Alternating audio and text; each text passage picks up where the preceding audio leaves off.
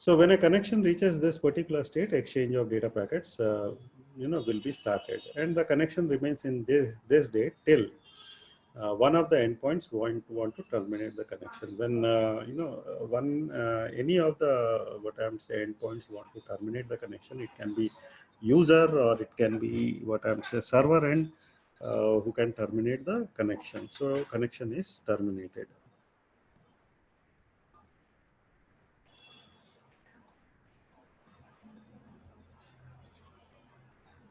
And whenever this termination is what I mean to say activated, then again the system goes to dead state. Now we will see, though this point-to-point protocol is a link layer protocol, but it uses another set of what I am to say protocol also for establishing the link and authenticating the parties and carry out the network layer data. It is possible through PPP, though PPP is a link layer protocol. But what happens? It may also use other what I am to say set of protocols for establishing links, authenticating the parties involved in the communication, and carry the network layer data and all. So what are those protocols? Basically, there are three sets of protocols, used by PPP. So one is link control protocol called as LCP, and then there will be two authentication protocols and several network control protocols, which we will see them one by one just now. Right. And at any moment, the PPP frame can carry data from one of these data using one of these protocols in the data field.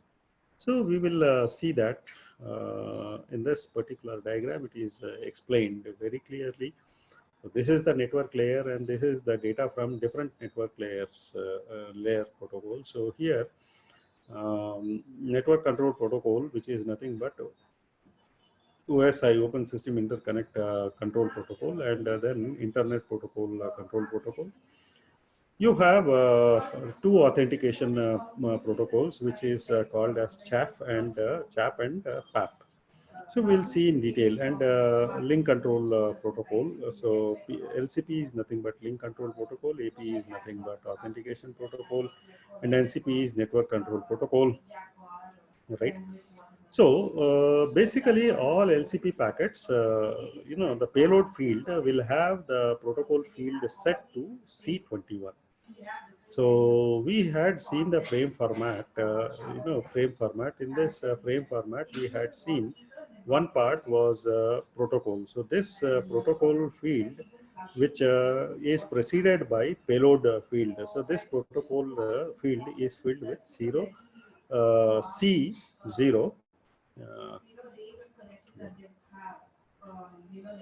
right? So it is filled with C021 in hexadecimal code. So this is what happens. So here we can see this is particular protocol field. So this is protocol field, and this is payload. So protocol field will be preceding the payload field. So here we will have what I am saying C021, which indicates that this particular payload is of LCP type, LCP, link control protocol type. And the payload contains the information code followed by ID of the code and length of the LCP complete, LCP frame and the information then frame check sequence and flags and all of them. Now, what are the different codes that can be there in the code field? So here we will have several code fields like 01. It is configuration request, which indicates that user wants to get connected to the server.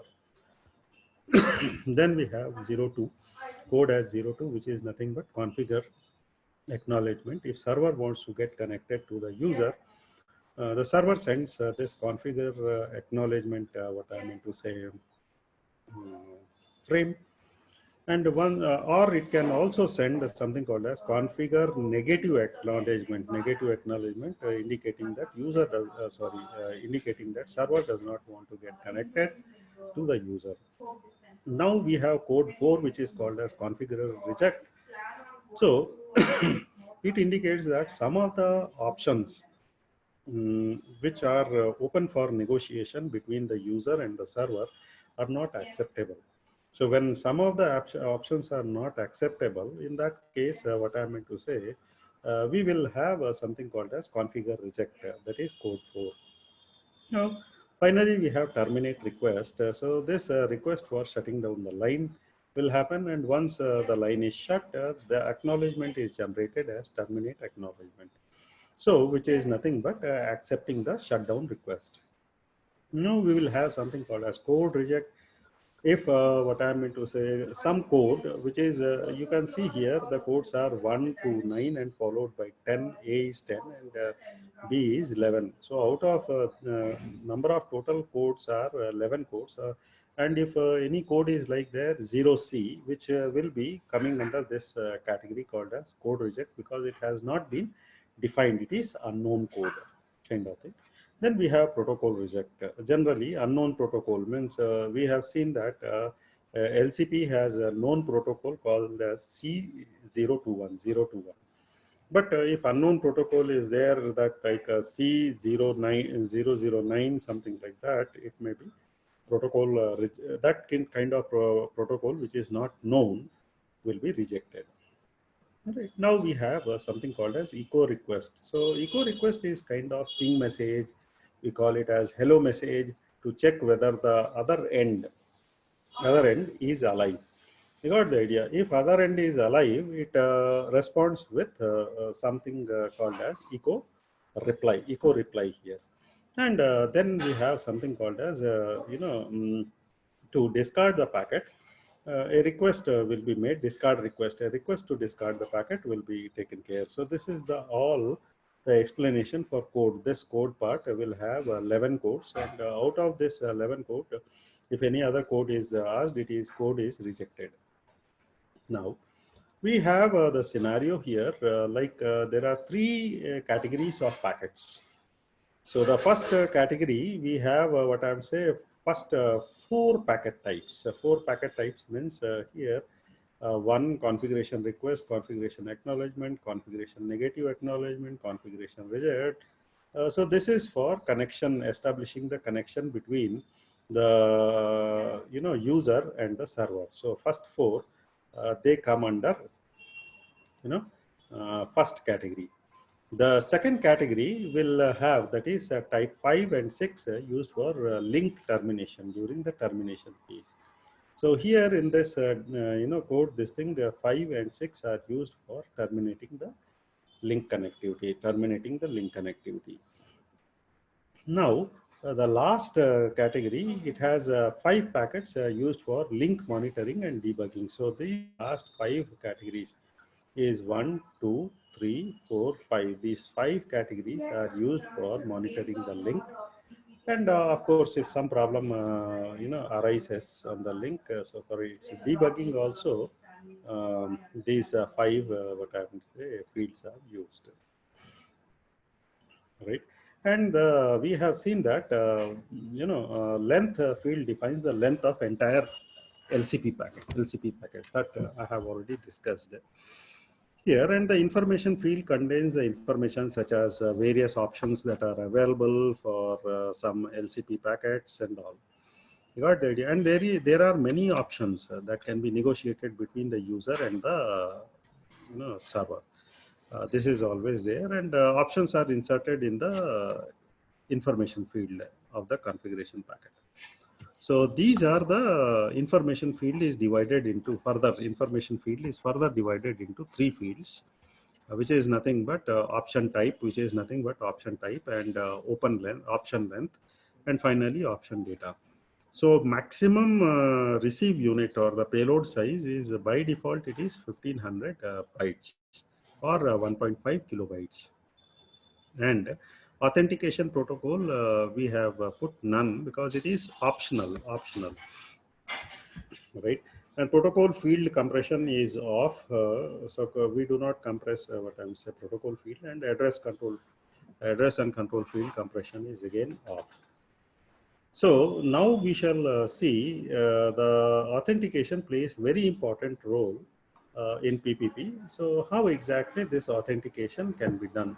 And PPP is designed to use, over dial-up links where verification of the user, user's identity is necessary.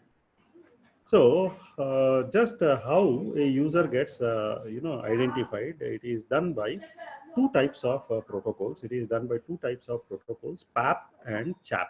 We have seen that PAP is nothing but password authentication protocol. So PAP is a password authentication protocol, and CHAP, challenge handshake authentication protocol. Challenge handshake authentication protocol. Right. Now, these protocols are used during authentication phase. Now, we will see how exactly these, authentication protocols work.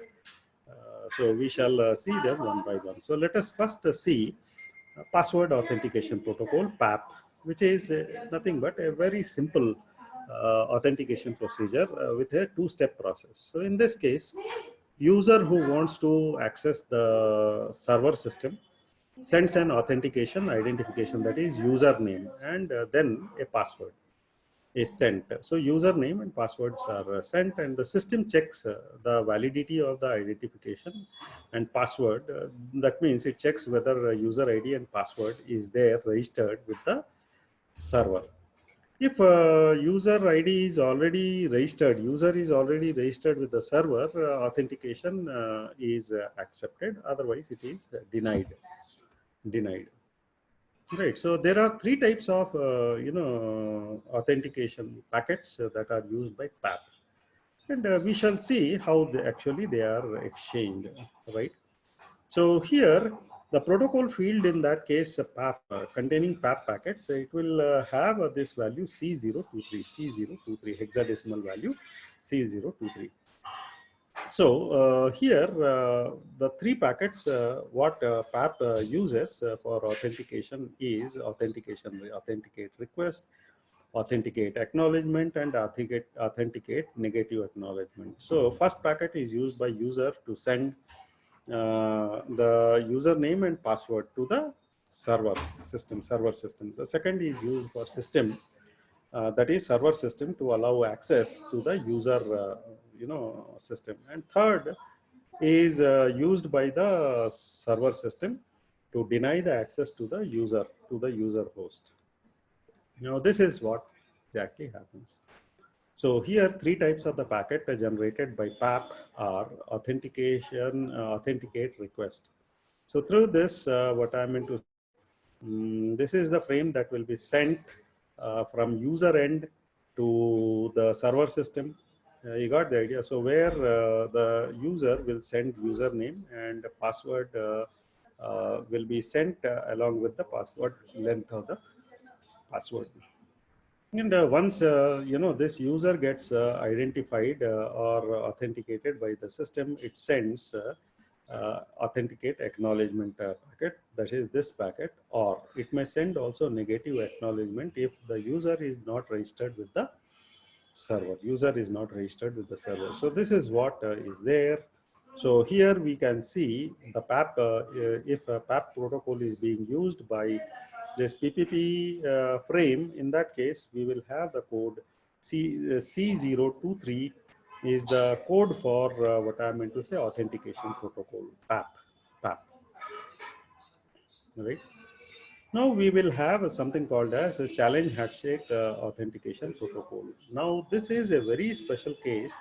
Now here, in this scenario, what happens, say this is user and this is say server system. So I define this as user, right? This is user, and this is server systems.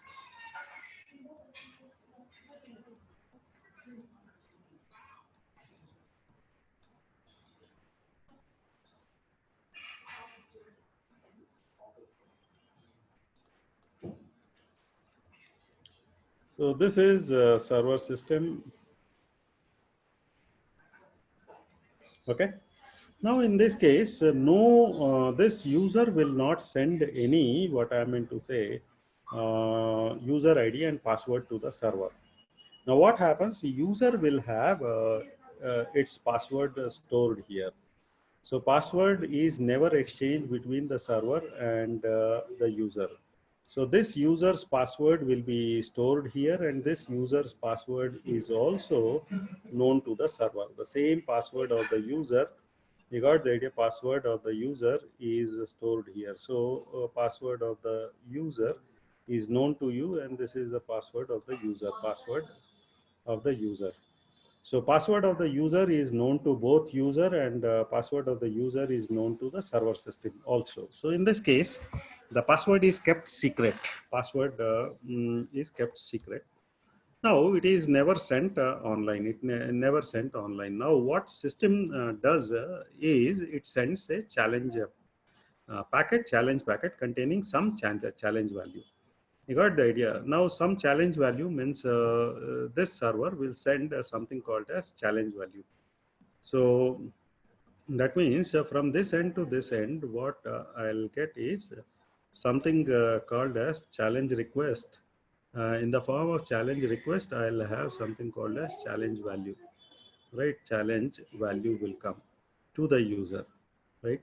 Now user will do what is it takes the challenge value which is sent through challenge packet. This challenge value, when it comes to the user, it will take it, and there is a function or the program that is running at the user end, which to which this password of the user and the challenge value will be input to that particular function, and one result will be generated.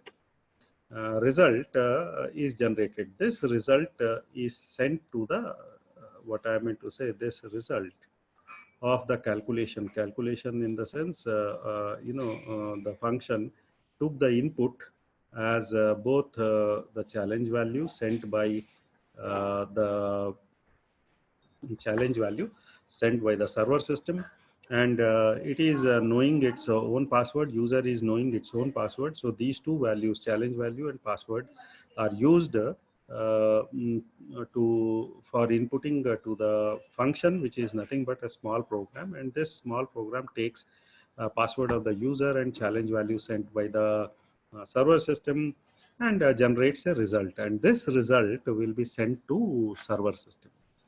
Now, server system, after receiving the result, what it will do is, since it knows the password of the user, also, since it was only, it had sent challenge value to the user. So, this server system knows both challenge value and password of the user, and it uses the same function which was executed at user end, the same function which was executed at user end is a run, and to this both are fed, that is password of the user and the challenge value which was sent by the server to the user are fed to the function, and the result is what I meant to say taken, and the result what we will get is compared with the result which has arrived from user.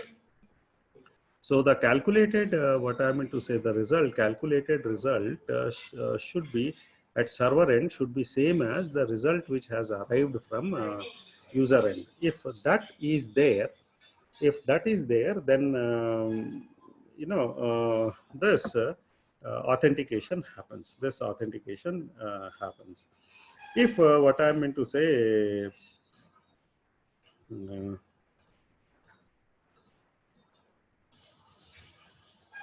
if what I meant to say, this result sent by the user is not same as the result calculated by the server system, in that case authentication cannot be done, and connection request fails. Connection request by the user fails. So this is what is a challenge handshake authentication protocol, and we will see the frame format for what I'm saying, chaff, right?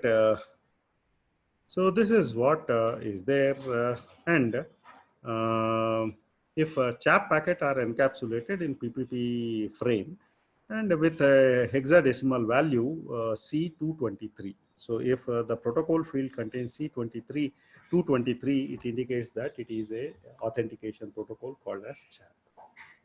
And we have seen that, the PAP uses protocol value C023, hexadecimal value C023.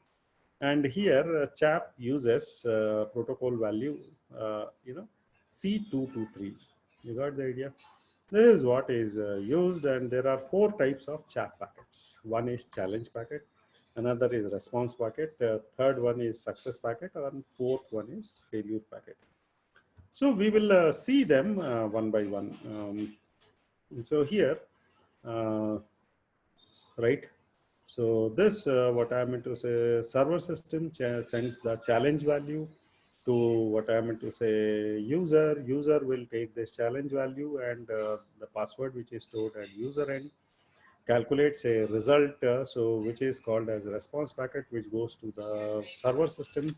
And once that is done, here server will do what, since it also knows the password of the user as well as a challenge value sent to the user, it feeds these 2 values, that is challenge value and the user's password, to a function which is executing at server end. So the moment result is generated, that result is checked with the result calculated by the user. If both are equal, then what I meant to say, server system recognizes or authenticates the user, and in that case it is a success in authentication. But if both the result values are different, I mean to say the result value which has arrived from user end and